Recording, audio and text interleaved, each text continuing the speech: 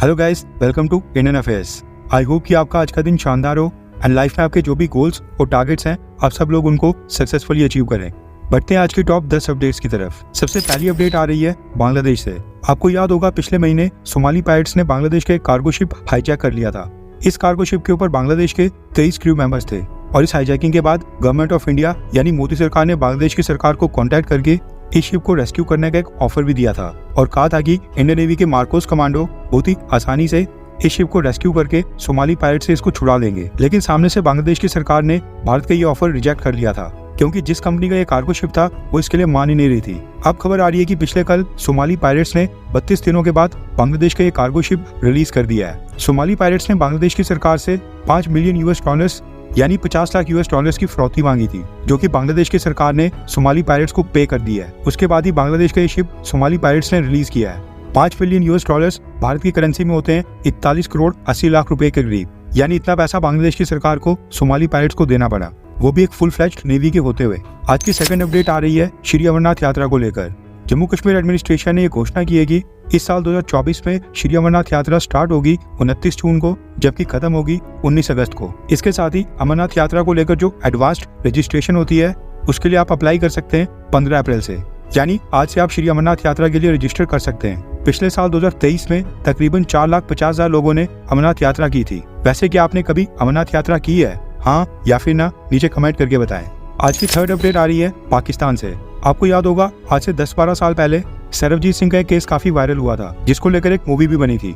जिनको नहीं पता उनकी नॉलेज के लिए बता दूं कि साल 1990 में 28 अगस्त को सरबजीत सिंह गलती से बॉर्डर क्रॉस करके पाकिस्तान की साइड चले गए थे। पाकिस्तान आर्मी ने पहले उनको गैर कानूनी तरीके से बॉर्डर क्रॉस करने के आरोप में अरेस्ट किया, लेकिन फिर कुछ दिनों के बाद पाकिस्तान पुलिस ने उनके ऊपर फैसलाबाद और लाहौर बॉम्ब धमाकों में आरोपी होने का केस फाइल किया, जिसमें 14 लोगों की जान गई थी और कई घायल हुए थे। पाकिस्तान पुलिस ने अपनी चार्जशीट में ये झूठा दावा किया कि सरबजीत सिंह पाकिस्तान में बॉम्बिंग करके भारत वापस लौट रहा था। तकरीबन 22 सालों के बाद साल 2013 में पाकिस्तान की जेल में उनके ऊपर वहां के बाकी कैदियों ने हमला किया, जिनमें उनकी मृत्यु हो गई थी और उसके बाद पाकिस्तान ने सरबजीत सिंह जी की बॉडी इंडिया को हैंडओवर कर दी थी।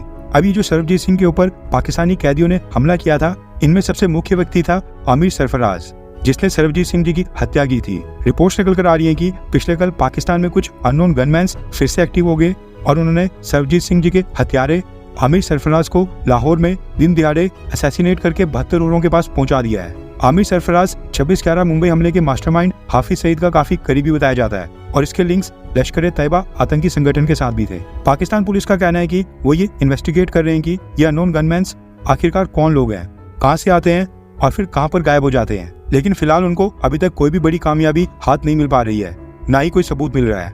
वैसे जो भी हो, सैल्यूट इन अननोन गनमैन्स को जो एक एक करके भारत के दुश्मनों से बदला ले रहे हैं। पाकिस्तान कहता है कि ये इंडियन इंटेलिजेंस एजेंसी रॉ के ऑपरेटिव है और अगर सच में ऐसा है तो सैल्यूट इन देशभक्त लोगों को।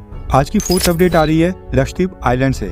जैसा कि आप सबको पता है कि रिसेंटली मालदीव्स के साथ कंट्रोवर्सी के बाद से इंडियन टूरिस्ट मालदीव्स को अवॉइड करके लक्षद्वीप आइलैंड्स का रुख कर रहे हैं। इसलिए HDFC बैंक ने लक्षद्वीप आइलैंड्स के ऊपर अपनी पहली ब्रांच खोल दी है। HDFC बैंक का कहना है कि मालदीव्स उनके लिए काफी इंपॉर्टेंट डेस्टिनेशन है, इसलिए यहाँ के लोकल्स और यहाँ आने वाले टूरिस्ट की बैंकिंग नीड्स के चलते उन्होंने यहाँ पर ये ब्रांच खोली है। साल 2011 के सेंसस के मुताबिक लक्षद्वीप आइलैंड्स के ऊपर मात्र 64,000 लोग रहते हैं, जो कि 10 अलग अलग आइलैंड्स के ऊपर फैले हैं। ऐसे में वहाँ पर सुख सुविधाएं काफी कम थी, लेकिन अब भारत सरकार लक्षद्वीप आइलैंड्स को मालदीव्स की तरह एक प्रीमियम टूरिस्ट डेस्टिनेशन बनाने का प्रयास कर रही है। कई private companies, hotel chains, tour and travel companies, food chains, malls, ये सब धीरे धीरे लक्षद्वीप आइलैंड्स के ऊपर अपनी यूनिट्स खोल रहे हैं ताकि टूरिस्ट की नीड्स को केटर किया जाए। आज की फिफ्थ अपडेट आ रही है न्यू दिल्ली में स्थित रशियन एम्बेसी को लेकर। एक दिन पहले भारत और रशिया की डिप्लोमेटिक रिलेशंस को पूरे 77 साल हो गए थे। यानी 77 सालों से भारत और रशिया की दोस्ती लगातार मजबूत बनी हुई है एंड रशिया ने आजादी के ठीक बाद से ही भारत के साथ मजबूत संबंध उस समय बना लिए थे और 1971 के भारत पाकिस्तान युद्ध में भारत के ऊपर हमला करने आ रही अमेरिका और ब्रिटेन की नेवी के सामने रशिया जो भारत को डिफेंड करने के लिए आ गया था, उसको हम भारतवासी कैसे भूल सकते हैं। इसी 77वीं एनिवर्सरी को सेलिब्रेट करने के लिए न्यू दिल्ली में स्थित रशियन एम्बेसी ने कॉन्फेडरेशन ऑफ इंडियन साइकिलिस्ट के साथ मिलकर Russia India friendship cycle rally निकाली थी। इस रैली को भारत सरकार ने दिल्ली पुलिस और NSG का सिक्योरिटी कवर भी प्रोवाइड किया था। रैली में रशियन और इंडियन डिप्लोमेट्स के साथ साथ कुल मिलाकर 600 से ज्यादा सिविलियंस भी हिस्सा लिए थे। भारत में रशिया को बहुत सारे लोग पसंद करते हैं, ऐसे में कई सारे लोग इस रैली में हिस्सा लेने के लिए खुद ही आगे थे। वैसे आपको अमेरिका और रशिया में से कौन सा देश ज्यादा पसंद है? नीचे कमेंट करके बताएं। आज की 6th अपडेट आ रही है भारत और ईरान को लेकर। जिस तरह से वेस्टर्न देशों के लीडर्स लगातार इजराइल को कॉल कर रहे हैं, सेम उसी तरह से पिछले कल देर रात को 10 बजे के करीब भारत के विदेश मंत्री डॉक्टर एस जयशंकर सर ने ईरान के विदेश मंत्री आमिर अब्दुल्ला को कॉल की थी। जयशंकर सर ने कहा कि उन्होंने ईरान से 17 भारतीय नागरिकों को रिलीज करने की रिक्वेस्ट की है और जो इजराइल और ईरान के बीच युद्ध शुरू हुआ है उसके ऊपर भी बात की। जयशंकर सर ने कहा कि उन्होंने ईरान को सिचुएशन और भी ज्यादा एस्केलेट करने से रोकने और कूटनीति के रास्ते के ऊपर वापस आने के लिए बोला है। ईरान के विदेश मंत्री को कॉल करने के ठीक 1 घंटे बाद जयशंकर सर ने इजराइल के विदेश मंत्री इजराइल काट्स के साथ भी फोन कॉल के ऊपर बातचीत की और इस इजराइल ईरान वॉर को लेकर चर्चा की। आपको याद दिला दूं कि भारत के लिए ईरान और इजराइल ये दोनों ही देश काफी इंपॉर्टेंट है।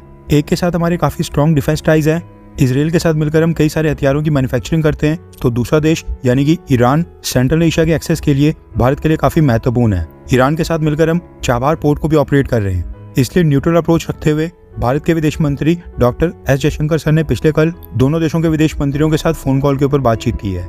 इसके साथ ही ईरान में जो भारत की एम्बेसी है उसने कुछ हेल्पलाइन नंबर्स जारी करके ईरान में प्रेजेंट सभी भारतीय नागरिकों को कहा है कि उन्हें कोई भी मदद चाहिए तो हेल्पलाइन नंबर्स के ऊपर कॉल करें। इस समय भारत के तकरीबन 10,000 लोग ईरान में प्रेजेंट है। आज की 7th अपडेट आ रही है भारत और अमेरिका को लेकर। भारत में अमेरिकन एम्बेसडर एरिक गारसेती की तरफ से एक स्टेटमेंट आई है जिसमें उन्होंने भारत के बारे में कुछ बोला है। यूएस एम्बेसडर का कहना है कि अगर आपको फ्यूचर देखना है, भविष्य देखना है तो भारत में आओ। अगर आपको भविष्य को महसूस करना है कि कैसा होगा तो भारत में आकर देखो। अगर आप भविष्य के लिए काम करना चाहते हैं तो भारत में आओ। मैं अपने आप को बहुत ही सम्मानित मानता हूं कि मैं भारत का एम्बेसडर हूं। प्रेसिडेंट जो बाइडेन ने उनसे कहा है कि भारत अमेरिका के लिए दुनिया का सबसे इंपॉर्टेंट देश है, यानी सबसे महत्वपूर्ण देश है। ये कहना है यूएस एम्बेसडर का। आप खुद ही सोचिए कि अमेरिका से दोगला शायद इस दुनिया में कोई और देश बिल्कुल नहीं होगा।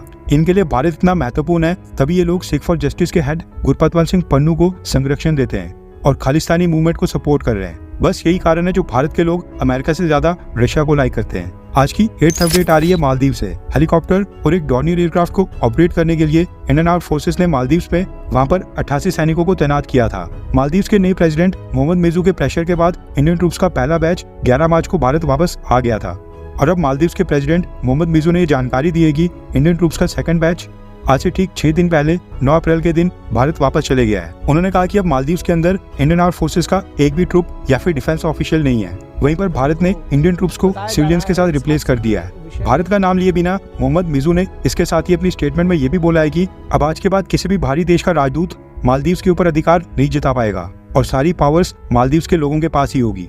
ये हाल है मालदीव्स के प्रेसिडेंट मोहम्मद मिजू का। शरेआम मालदीव्स की पब्लिक को भारत के खिलाफ भड़काना, भारत सरकार के सामने भीख मांगना कि हमारा लोन माफ कर दो और इंपोर्ट्स के लिए हमसे मालदीवियन रुपया में पेमेंट ले लो। आज की 9th अपडेट आ रही है भारत और इजराइल को लेकर। आपको याद होगा कुछ ही दिन पहले इजराइल ने भारत से वर्कर्स को हायर करके इजराइल ले जाना स्टार्ट किया था और कहा था कि वो इस महीने 1500 भारतीय वर्कर्स को इजराइल ले जाएगा। अब खबर निकल कर आ रही है कि फिलहाल टेम्परेरी समय के लिए भारतीय वर्कर्स को इजराइल भेजने की प्रक्रिया रोक दी गई है।